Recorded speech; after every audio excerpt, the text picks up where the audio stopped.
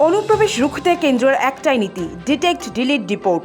বাংলাদেশ সেই প্রক্রিয়া শুরু হয়ে গিয়েছে। এবার সীমান্তে সুরক্ষা জোরদার করতে তৎপর কেন্দ্রীয় স্বরাষ্ট্রমন্ত্রী অমিত শাহ দেশজুড়ে সফর শুরু করেছেন। তিনি মূলত দেশের সীমান্ত এলাকাগুলি ঘুরে দেখবেন।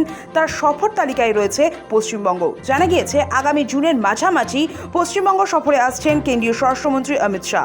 আর সেই সফরের কেন্দ্রবিন্দুতেই থাকছে রাজ্যের সীমান্ত এলাকা। স্বরাষ্ট্রমন্ত্রক সূত্রের খবর, বাংলাদেশ লাগোয়া একাধিক সীমান্ত অঞ্চল সরেজমিনে পরিদর্শনের পাশাপাশি সীমান্ত নিরাপত্তা নিয়ে উচ্চ পর্যায়ের বৈঠক করবেন শাহ। ইতিমধ্যে দিল্লিতে এই সফর ঘিরে প্রশাসনিক তৎপরতা শুরু হয়েছে।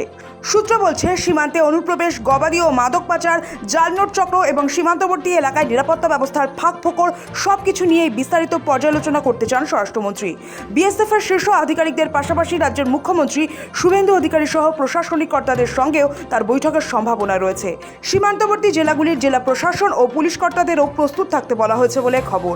তাৎপর্যপূর্ণ বিষয় হলো, অমিত শাহর এই সফর নিছক প্রশাসনিক নয়, অত্যন্ত তাৎপর্যপূর্ণ রাজনৈতিক বার্তাও বহন করছে। বিধানসভা নির্বাচনের পরপরই সীমান্ত নিরাপত্তা ইস্যুকে ফের সামনে আনতে চাইছে বিজেপি নেতৃত্ব। বিশেষ করে অনুপ্রবেশ ও সীমান্ত অপরাধ নিয়ে দীর্ঘদিন ধরে পূর্বতন রাজ্য সরকারকে আক্রমণ শানিয়ে এসেছে গেরুয়া শিবির। শাহের এই সফর তারই প্রতিফলন বলেই মনে করা হচ্ছে। বঙ্গ সফরের আগে অবশ্য একাধিক সীমান্তবর্তী রাজ্যে সফরে যাচ্ছেন স্বরাষ্ট্রমন্ত্রী। দিন কয়েক আগেই তিনি স্মার্ট বর্ডারের ঘোষণা করেছিলেন।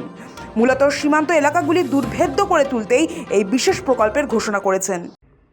ये 60वें साल में ही हम स्मार्ट बॉर्डर प्रोजेक्ट को लॉन्च कर बांग्लादेश और पाकिस्तान की पूरी सीमा को हम अभेद करेंगे और इससे आपके काम में आपको बहुत बड़ी तकनीकी सहायता उपलब्ध हो जाएगी।